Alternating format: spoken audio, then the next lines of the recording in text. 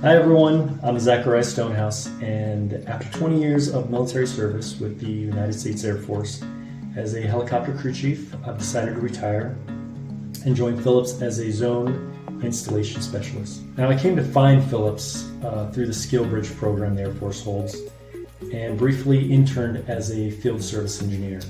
Now, from the very first day, I was extremely excited.